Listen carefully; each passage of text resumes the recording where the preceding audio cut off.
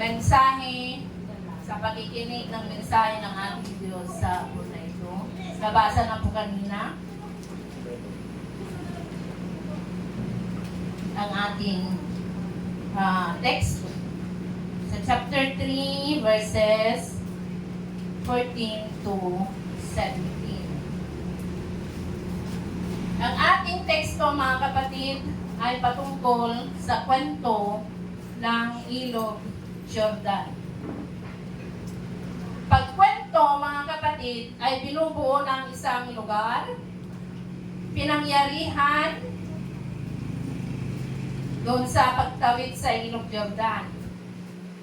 Ang mga tauhan dito ay mga pari, siyempre yung mga Israelites, at ang ating bida na karakter ay si Joshua. Si Joshua ang pumalit kay Moses. At siyempre, ang ating pinakabida ay ang ating Diyos. Amen? At nandito yung Ark of the Covenant. Yun ang simbolo ng presensya ng ating Panginoong Jesus. Ark of the Covenant, symbol of God's presence, mga kapatid. Dito, sa ating teksto, ang ating tema ay ganito.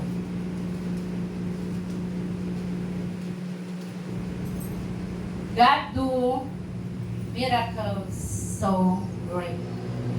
May himala.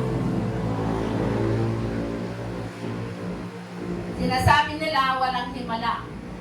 Pero para sa atin, may himala. God do miracles so great. Purihin ng ating Panginoon. Dito sa ating teksto, mga kapatid, makikita natin na isa ito sa mga himala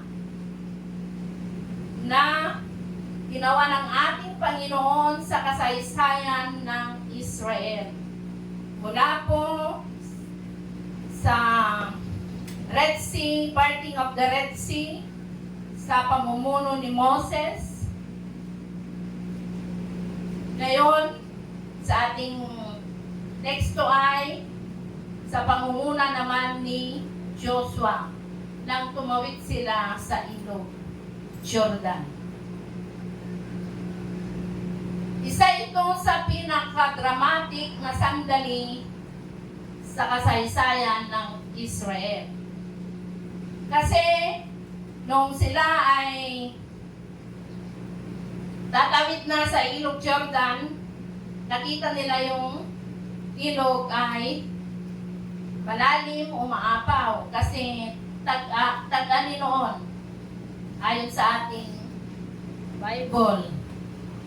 Hindi pwedeng tawirin ng natural, mabalasimom lang kumanya karapsan. Pero ito ay umaapaw, malalim at imposibleng tawirin sa natural na paraan. Ngayon, ang Ilog Jordan, mga kapatid, ay nasa kabila yung Promised Land. Yung Promised Land na pinangako ng Diyos sa mga Israelita. Pero nakita nila, mga kapatid, na sa likod ng ilang taong paglalakbay ay nandun yung Ilog Jordan sa pagitan. Na parang nagsasabi na ang Ilog Jordan ay parang hanggang dito ka na lang. Parang napaka-imposible na tawirin ng mga Israelites. Umaapaw dahil panahon ng anihan sa verse 15. Ibig sabihin, hindi ito mababaw, malalim. Ito, mga kapatid.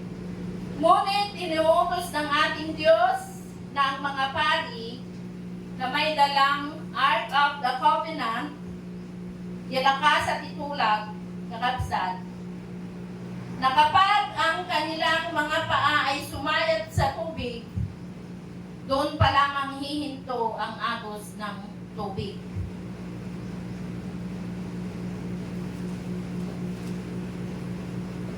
Hindi muna hinati ng Diyos, mga kapatid, ang tubig.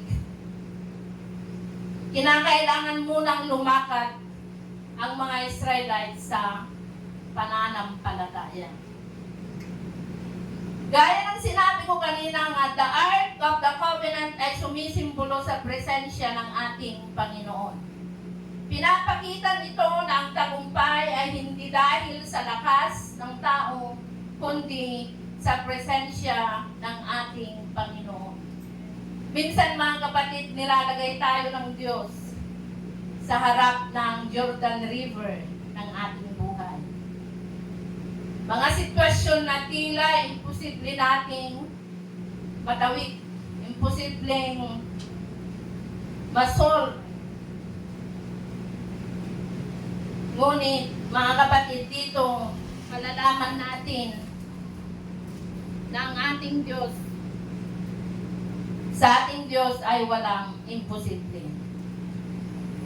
Ibig sabihin, mga kapatid, sa buhay natin nowadays, na bago makapunta sa promised land, kailangan may tawirin.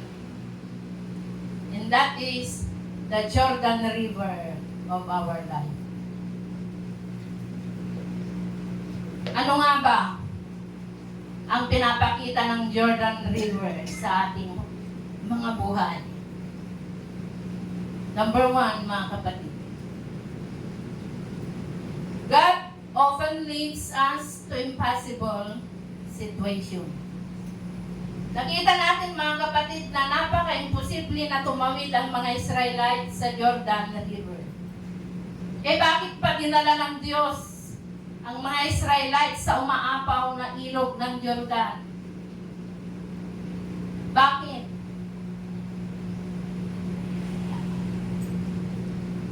Dahil ang imposible sa tao, mga kapatid, ay posible sa ating Diyos. Hindi aksidente ang sitwasyon na yon, ngunit yun ay divine appointment. Bakit, mga kapatid? Kasi pinapakita ng Diyos na walang imposible sa Kanya. Kaya nilalagay tayo ng Diyos sa sitwasyon, mga kapatid,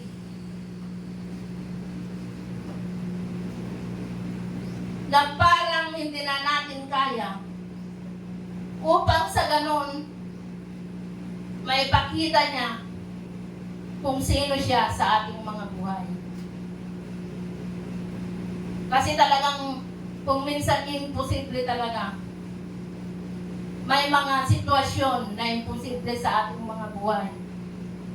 Pero ang Diyos na ating pinagsisilbihan ay wala pong mahirap sa Kanya. Minsan, nilalagay tayo ng Diyos sa sitwasyon na wala tayong kontrol. Sa mga financial struggles, sa ministry challenges. Kahapon, mga kapatid, mainit. 5 o'clock. Children ministry. Lord, magpulong mo. Sabi ng kanta, yes, Lord. Yes, Lord. I will go. We will go. Kung natawan ni Eunice, awan ni Manong, nag-drive. Alay lakad.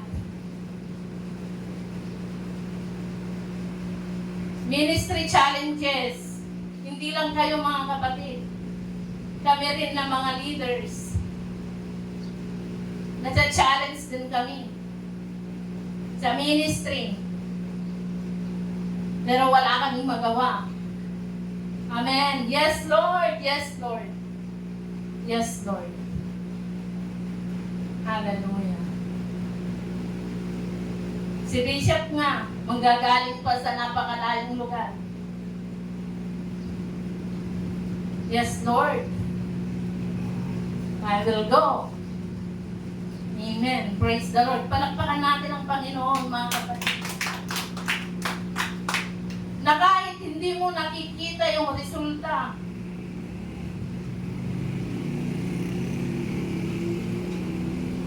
magpatuloy. Dahil yun ang calling mo. Mahirap kayang mag-ano ng mga kids, Pastora Nes. Marami sila sa baling. Purihin ang ating Panginoon. Hindi nagsasawa kasama ang ating Bishop para sa ministry. God often leads us to impossible situation.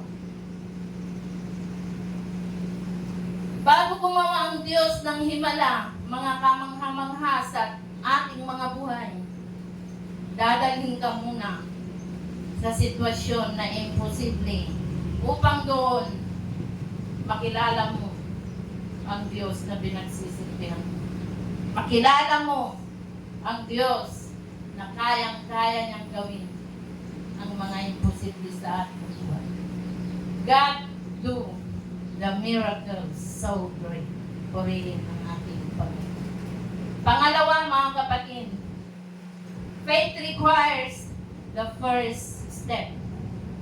Pansinin natin, hindi umatras ang tubig habang nasa pampang pa ang mga pari. Kailangan munang lumusong ang kanilang mga paa. Ang faith, mga kapatid, ay hindi lang paniniwala. Hindi lang yung mamatiak ang mamatiak. Pero pag hindi ka kumilos, gaya ng mga pari, mga kapatid, nilusong nila ang kanilang paa sa tubig, sa ilog Jordan. Ito ay paglakad kahit hindi mo pa nakikita yung resulta. Noong inapak nila yung kanilang paa sa ilog Jordan, mga kapatid, anong nangyari? The miracle of God, the great miracle, nagmula sa pag-apak ng kanilang paa sa ilog Jordan, may ginawa sila. Sinunod nila ang sinabi ni Joshua sa kanila. Paglakad, kahit hindi mo pa nakikita yung resulta. Paniniwala na may aksyon.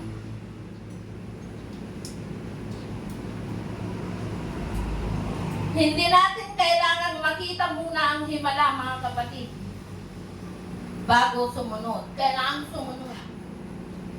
Ganyan ang sabi, sumunod para may pagpapala. Kailangan sumunod, mga kapatid, kahit mahirap. Amen. Sumunod kahit mainit. Sumunod kahit wala pang resulta. Hallelujah. Pag-apak ng mga pari sa ilog Jordan, natuyo ang ilog Jordan, mga kapatid, at doon tumawid ang mga Israelites. Purihin ang ating Panginoon. Number 3, the presence of God makes the difference. Siyempre, ang nilakas at itulad, Ark of the Covenant, bitbit ng mga pari, yun ang nauna. Ibig sabihin, mga kapatid, ang presensya ng Diyos ang siyang nagbigay daan upang mapatigil ang tubig. Hindi yun strategy ng tao, hindi strategy ng military, but it is the presence of God. Ibig sabihin, mga kapatid, kapag Diyos ang ating inuna,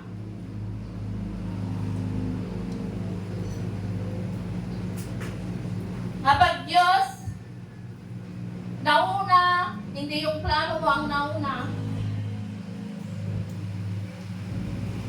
the miracle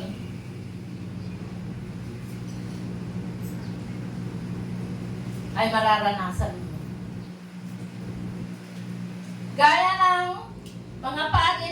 nakabitbit yung Ark of the Covenant, mga kapatid, syempre yun ang nauna sa kanilang pagtawid sa Ilog Jordan. Nauna yung Ark of the Covenant. Presensya ng Diyos bago lumakat at tumawid sa buong bayan ng Israel. Kahit nagkasawang kakabsat, saan mo ngay bakbaki, inaapo Diyos. Nagiti amin nga plano.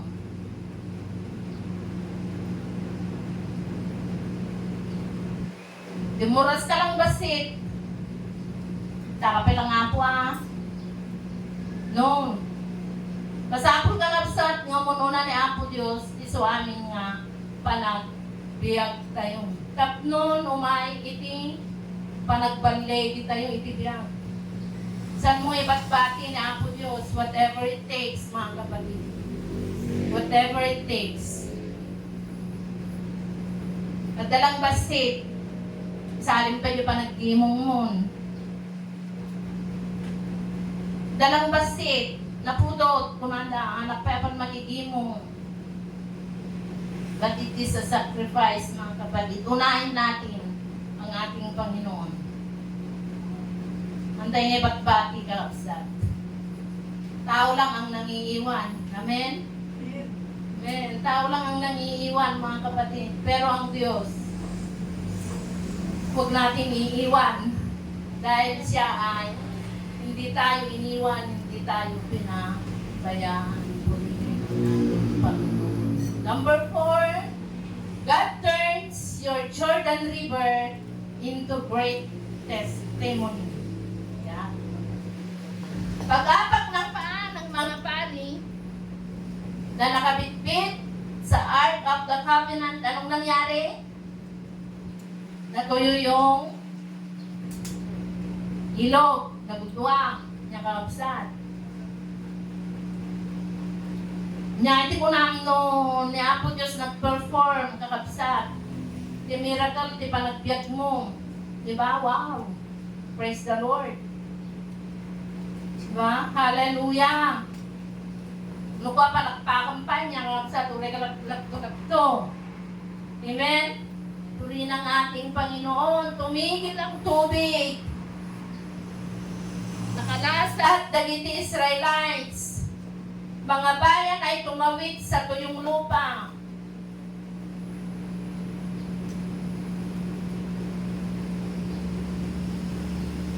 Ang Ilog Jordan, mga kapatid, na dati ay umaapaw ang tubig. Ngunit, nakatawid ang mga Israelites dahil sa presensya ng ating Panginoon, sila ay sumunod, nagtiwala sa ating Panginoon. Ang mga bagay na tinatatakutan natin ngayon, mga kapatid, mga bagay na iniiyakan natin, maaaring iyon ang magiging patotoo mo pagdating ng panahon. Kapag ikaw ay nagtiwala, sumunod sa ating Diyos na buhay.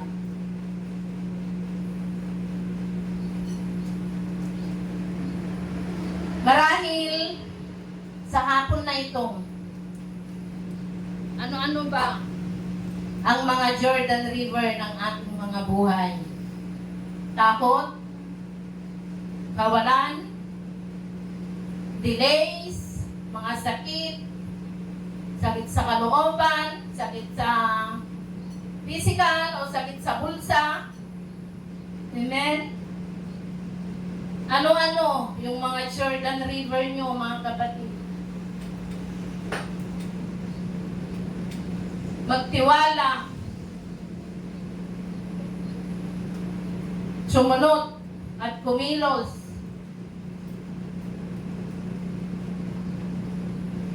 Trust, mga kapatid. kapatid, trust and obey equals miracle.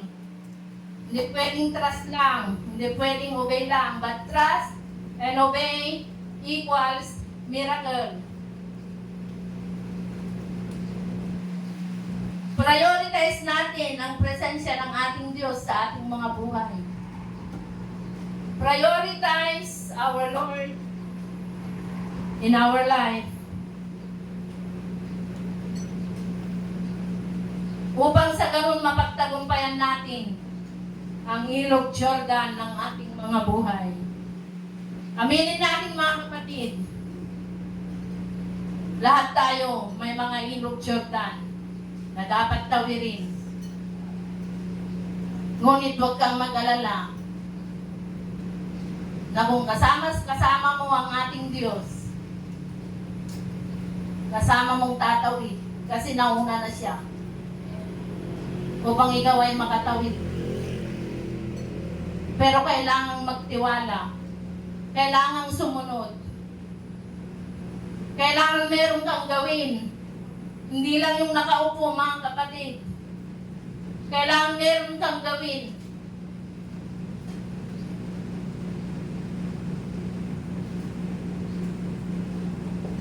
Maraming dapat gawin, mga kapatid. Hindi lang si Bishop, hindi lang yung mga pastoras. Ang kwento ng Joshua, mga kapatid, chapter 3 ay hindi lang tungkol sa pagtawid ng ilog. Ito ay kwento ng pagtawid mula sa wilderness papunta sa promised land. Naranasan nyo na ba, mga kapatid, ang promised land nyo ngayon? Sabi niyo, mainit o wilderness. Kawan, kakurang, inaawan, pagpagasan. That's the wilderness. Yung kadagiti, agtulnog, kung sumurot, yan na po Diyos. Papatpalasan yung kakabsat, the sprinkle of heaven. Amen? Patikim pa lang ating kakabsat. The promised land, nararanasan na natin ngayon, City of God, the sprinkle of heaven. Dito'y rabawi ti daga. Bangan ka ti mamitlo, dabay maminpa. That is a blessing. Kakabsat, purihin ang ating Panginoon. Mangmanganggapay lang pampanunutong manan, di sila mong numalumon. That is the sprinkle of heaven, mga kapatid. Hindi ka nagpunta ng doktor ng ilang buwan. Oh, that is the sprinkle of heaven. Ngay parparanas ni Apo. Lagitek tulnog, kung sumurot. Iti pagayatan na. Hanggat hindi ka kumikilos, hanggat hindi ka magtitiwala at sumunod, huwag mong i-expect na mayroong milagrong mangyayari sa iyong buhay. Kaya kailangan sumunod, magtiwala, upang sa ganon, mga kapatid, i-expect mo na may himalang mangyayari sa iyong buhay. Ang tanong, handa mo bang ilubog ang paa mo sa tubig? Handa ka bang sumunod, kapatid? Handa ka bang magtiwala? Hallelujah. Handa ka ba na mayroong kamangha-manghang gagawin ng Diyos pagkatapos na ikaw ay sumunod at magtiwala sa Kanya? Handa ka ba, City of God? Na mayroong kamangha-manghang gagawin ng Diyos sa ating mga buhay? Hallelujah! Sa mga Jordan River ng ating buhay, sabihin natin sa ating Diyos, naturuan tayo na lubusang magtiwala at sumunod Kahit hindi pa natin nakikita ang resulta, purihin ang ating Panginoon. Hallelujah. Sa hapon na ito mga kapatid, sumunod at magtiwala equals miracle. Amen? Purihin ang ating Panginoon. Dahil ang ating Panginoon, wala pong imposible sa Kanya. Hallelujah. Kung tayo ay sumunod at magtiwala sa Kanya, tayong lahat ay tumayo mga kapatid. Iiwan ko ang katanungan sa inyo. Handa ba kayong sumunod? Kanina yung kanta, yes Lord. Handa ka bang magtiwala? Yes Lord. Hallelujah. Oh, hallelujah. Sabihin natin sa ating Diyos, tulungan tayo na sumunod ng lubusan, magtiwala ng lubusan. Dahil ang himala ang kapatid ay para sa kanyang mga anak. Oh, hallelujah. Hallelujah. Purihin ka, O Diyos. Hallelujah. Lord, we lift our hands in worship as we bless your holy name. For you are president, you the miracles so great. There is no one else like you. There is no one else like you. For you are the miracles so great. So hallelujah. There is no one else like you. There is no one else like you. You deserve the glory. You deserve the glory. You deserve the honor and the honor. Yes, Lord, hallelujah. Lord, we lift our hands in worship as we bless your holy name. You deserve the glory and the honor and the honor.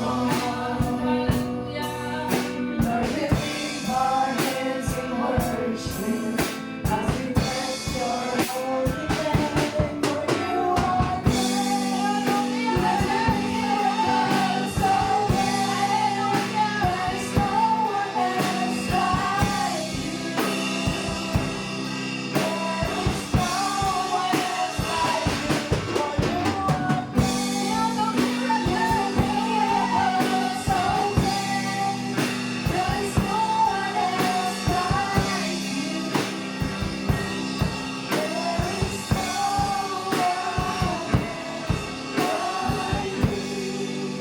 Mga kapatid, if we want to see the miracle of God in our lives, the key is obedience. We must obey to God. Yung mga Israelita noon, para tumakatawid sila sa Jordan River, kailangan nilang sumunod sa instruction ng Panginoon.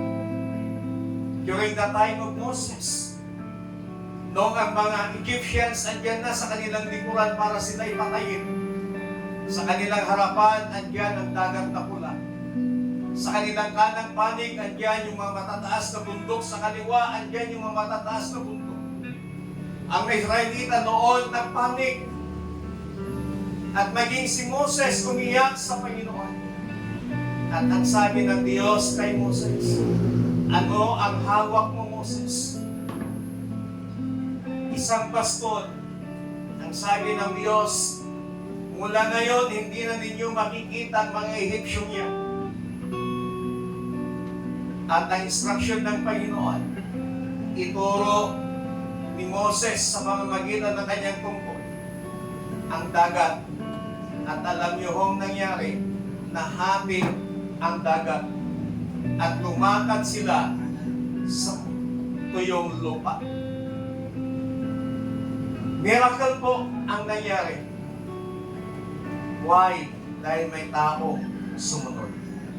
Mga kapatid, sa hapon pong ito, if you want a miracle in your life, matutunan po natin sumunod sa Panginoon. Upang sa ganon, yung mga Jordan River ng ating mabuhay, ibubuho ng ating Panginoon at hindi na natin muli pang makikita. Hallelujah. Kung nais mong magkaroon, maranasan, makita ang miracle ng Diyos sa buhay mo, taas mong iyong kamay at habang inaawit natin ito, hallelujah. Sing